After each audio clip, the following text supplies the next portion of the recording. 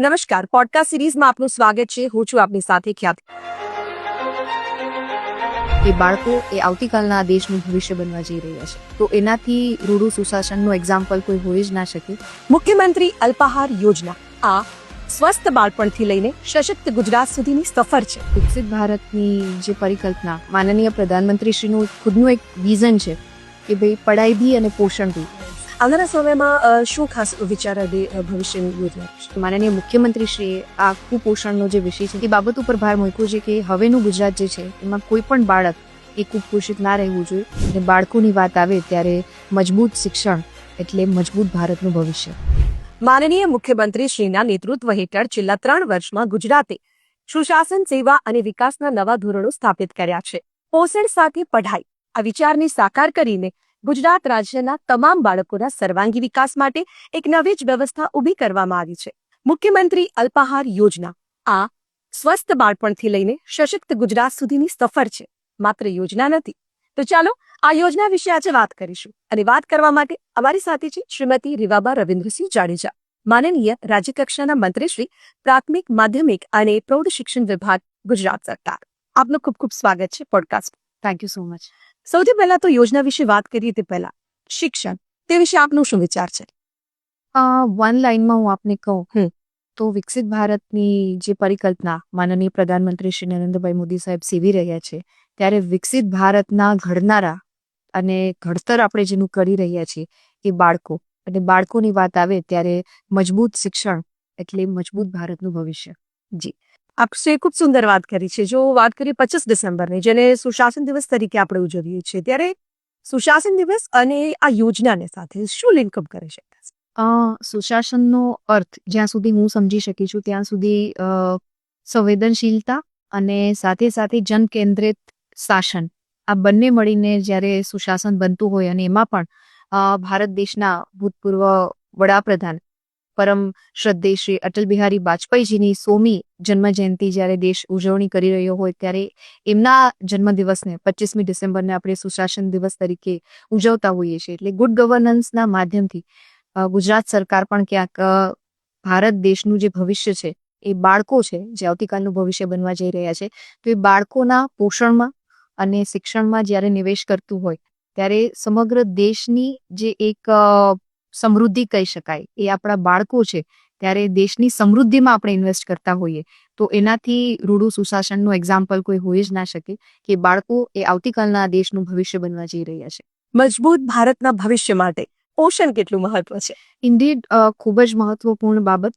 અને ખાસ કરીને પ્રધાનમંત્રી શ્રી નરેન્દ્રભાઈ મોદી સાહેબના નેતૃત્વમાં જ્યારે શિક્ષણની સાથે સાથે પોષણ ઉપર પણ જે ભાર મૂકવામાં આવ્યો છે અને એના આધારે જ જે જન્મ થયું એ પીએમ પોષણ યોજનાનો જન્મ થયો અને એનું અમલીકરણ થયું.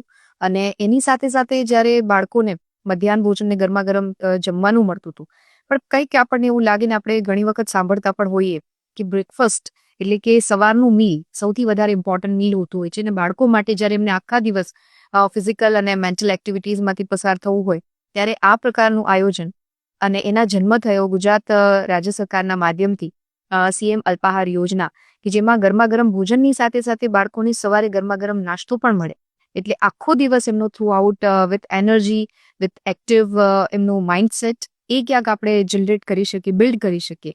એ માટે આ એક કન્સેપ્ટ જે ખૂબ ટચી કન્સેપ્ટ છે. કહેવાય ને 3 મિલમાં સૌથી ફર્સ્ટ મિલ આપણું જે છે એ ખૂબ મહત્વનું હોય છે ને એના પર ભાર મુકાયો છે. એટલે મુખ્યમંત્રી અલ્પાહાર યોજનાનો મુખ્ય ઉદ્દેશ્ય શું રહે છે? ખાસ કરીને મેં જેમ કીધું એમ કે બાળકોને ગરમા ગરમ ભોજન મળે, એની સાથે સાથે સવારે ગરમા ગરમ નાસ્તો પણ મળવો જોઈએ. અને ગુજરાત સરકાર સંવેદનશીલ સરકાર છે. માનનીય મુખ્યમંત્રી શ્રી ભૂપેન્દ્રભાઈ પટેલ સાહેબ પણ ખૂબ જ સંવેદનશીલ છે. એટલે એમને બાળકોના ભવિષ્ય માટે થઈ અને એક આ ખૂબ સારો નિર્ણય લીધો. અને સવારનો ગરમા ગરમ નાસ્તો, અને કોઈ પણ બાળક ભૂખ્યું ભણવા ના બેસે. ખૂબ સુંદર વાત મને જે લાગી છે, બાળક ભૂખ્યું ભણવા ન બેસે, એ ખૂબ સુંદર વાત આપે કરી છે. અને ખાસ કરીને આ યોજનાનો હવે રાજ્યના કેટલા વિદ્યાર્થીઓ સુધી લાભ પહોંચી રહ્યો છે?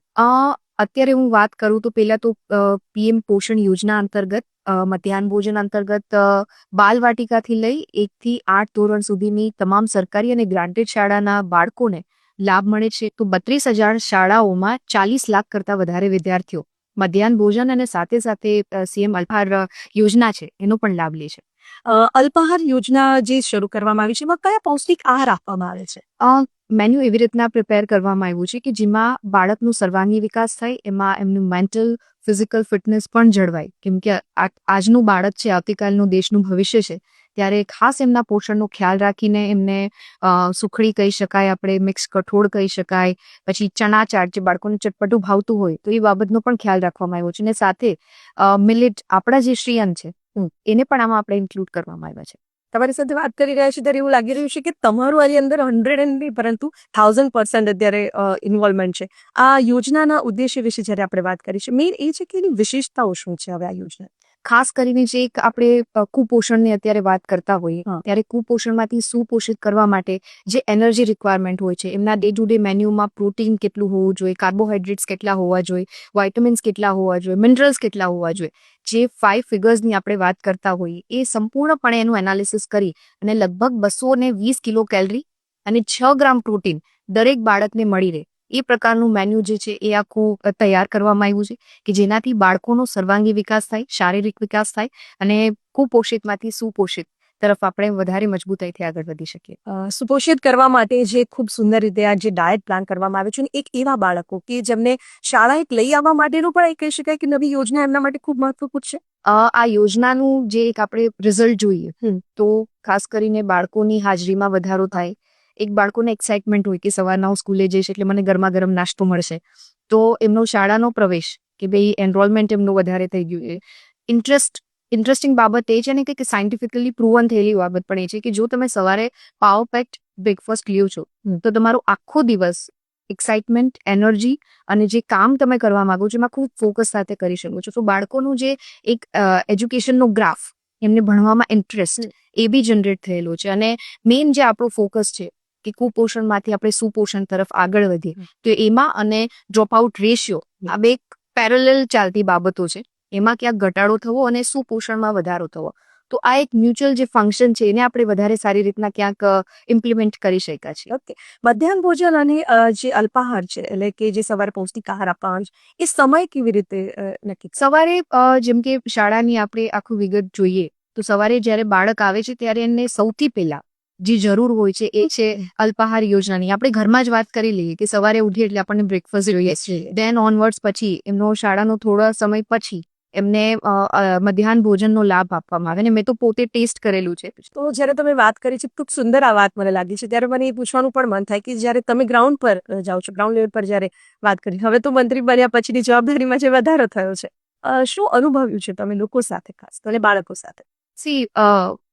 ગવર્મેન્ટ સ્કૂલ્સ ઉપર લોકોને ખૂબ બધી આશાઓ હોય છે.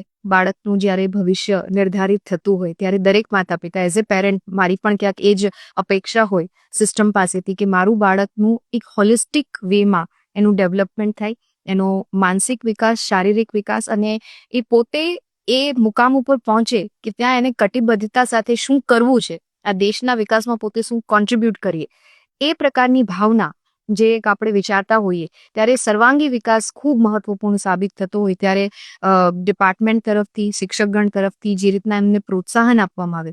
ફોર એક્ઝામ્પલ હું આપને વાત કરું કે બરોડાની એક એવી શાળા છે કે જ્યાં ગવર્મેન્ટ સ્કૂલમાં બાળકોને એનરોલ કરવા માટે 2 વર્ષનું વેઇટિંગ લિસ્ટ છે. તો આ પ્રકારની શાળા વ્યવસ્થા સાથે સાથે આપણે રાજ્ય સરકાર આદરણીય મુખ્યમંત્રી ભૂપેન્દ્રભાઈ પટેલ સાહેબના નેતૃત્વ હેઠળ અત્યારે ઘણી બધી સ્કીમ્સ, ચાહે એ નમો લક્ષ્મી યોજના હોય, નમો સરસ્વતી યોજના હોય, મુખ્યમંત્રી જ્ઞાન સેતુ યોજના હોય, જ્ઞાન સહાય યોજના હોય, તો આ પ્રકારની યોજનાથી દીકરીઓના ભણતરમાં વધારો થાય, ડ્રોપ આઉટ રેશિયો ઘટે અને એક સર્વાંગી વિકાસ જે હોલિસ્ટિક અપ્રોચ સાથે આપણી ભારતીય પરંપરા છે એને આપણે વધારે નર્ચર કરી અને બાળકોના ભવિષ્યને સુનિશ્ચિત કરી શકીએ, એ પ્રકારે એક ડિપાર્ટમેન્ટની અત્યારે રિસ્પોન્સિબિલિટી છે અને એમાં ખૂબ સરસ કામ વિભાગ તરફથી થઈ રહ્યું છે.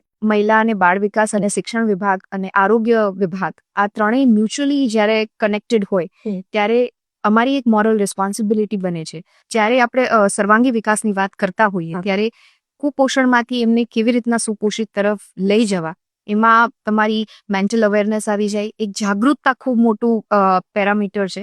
ત્યારે આપણે ખૂબ સરસ રીતે અગ્રેસર રીતે આગળ વધી શકીએ.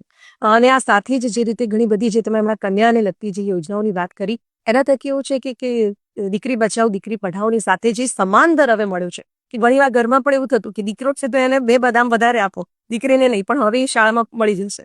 બિલકુલ બિલકુલ. અને માનનીય પ્રધાનમંત્રીશ્રીનું ખુદનું એક વિઝન છે કે ભાઈ પઢાઈ બી અને પોષણ બી, કે એને સંયુક્ત રીતે આપણે કેવી રીતે અચીવ કરી શકીએ. બાળક શાળાએ આવે છે તો એક ભણતરના ભાર સાથે નહીં, પણ મુક્ત મને એનો વિકાસ થઈ શકે, એ પોતાની આવડત, કૌશલ્ય અને એનામાં જે એક ટેલેન્ટ છે, દરેક ઇન્ડિવિજ્યુઅલ બાળકમાં ખુદની એક પોતાની આઈડેન્ટિટી છે, એ આઈડેન્ટિટીને વિભાગ દ્વારા કેવી રીતના નર્ચર કરવામાં આવે, અને સાથે એમનો શારીરિક વિકાસ તો ખરો, માનસિક વિકાસ તો ખરો, એ સ્પોર્ટ્સમાં સારું કરી શકે, એ આર્ટમાં સારું કરી શકે, એ સાયન્સ એન્ડ ટેકમાં સારું કરી શકે, તો એના માટેનું પ્લેટફોર્મ એમને પ્રોવાઈડ કરવામાં આવે વિભાગ તરફથી. આપશે ખૂબ સુંદર વાત કરી છે. જ્યારે સુપોષિત ભારત જ્યારે થવા જઈ રહ્યું છે, ત્યારે આવનારા સમયમાં શું ખાસ વિચાર અને ભવિષ્યની યોજના રહેશે? આ દેશના સશક્ત વડાપ્રધાન માનનીય શ્રી નરેન્દ્રભાઈ મોદી સાહેબના નેતૃત્વમાં ગુજરાત સરકાર જ્યારે વિકસિત ગુજરાત બનવા તરફ આગળ વધી રહી હોય, તેવા માનનીય મુખ્યમંત્રી શ્રી ભૂપેન્દ્રભાઈ પટેલ સાહેબના નેતૃત્વમાં આપણે ખૂબ સરસ રીતે કામગીરી કરી રહ્યા છીએ. અને સાહેબે ખુદ પોતે જે બાબતે ચિંતા વ્યક્ત કરેલી છે કે ગુજરાતમાં કોઈ પણ બાળક કુપોષિત ના રહેવું જોઈએ. હમણાં જ અમારી વલસાડમાં ચિંતન શિબિર હતી, ત્યારે માનનીય મુખ્યમંત્રીશ્રીએ આ કુપોષણનો જે વિષય છે એના ઉપર ખૂબ ભારપૂર્વક, ગંભીરતાપૂર્વક દરેક મંત્રાલય જે લાગુ પડતા વિભાગો છે એમને ખાસ કરીને એ બાબત ઉપર ભાર મૂક્યો છે કે હવેનું ગુજરાત જે છે એમાં કોઈ પણ બાળક એ કુપોષિત ના રહેવું જોઈએ. ખૂબ સુંદર. સર્વાંગી વિકાસ માટે પોષણ સાથે પઢાઈ, આ એક જે સુવિચાર સાથે આપણે આગળ વધી રહ્યા છીએ, ત્યારે ખાસ કરીને આ યોજના માટેનું બજેટ કેટલું ફાળવવામાં આવી રહ્યું છે? 2025-26ની હું વાત કરું તો લગભગ 617.67 કરોડ રૂપિયાનું બજેટ આપણે આ યોજના માટે કોન્ટ્રીબ્યુટ કર્યું છે. અને આ બજેટ બાળકોના ભવિષ્યને પોષણક્ષમ આહાર, શિક્ષણ અને ખાસ કરીને વિકસિત ભારતની જે આપણી પરિકલ્પના છે એના માટે આપણે મજબૂતી પ્રદાન કરશે, એ નિર્ધાર સાથે એટલું બજેટ આપણે આપ્યું છે. ખૂબ સુંદર વાત આપણે કરી છે. પઢાઈ સાથે પોષણ, એક કન્સેપ્ટ જ અત્યારે જે જોવા જઈએ છે, જે આવનારા સમયની અંદર જે રીતે કુપોષિતમાંથી સુપોષિત કઈ રીતે થવું તે તરફ લઈ જાય છે. ખૂબ ધન્યવાદ. Thank you so much. આ ખૂબ સુંદર માહિતી આપી તે. તો બસ આવી જ યોજનાઓ થકી ગુજરાત સરકાર સુદ્રઢ છે બાળકોના સર્વાંગી વિકાસ માટે. આવનારા સમયની અંદર તમામ ગુજરાતના બાળકો સુપોષિત થાય તે નિશ્ચિત છે. તો ફરી મળીશું આવા જ એક વિષય સાથે. ત્યાં સુધી મને રજા આપશો. નમસ્કાર.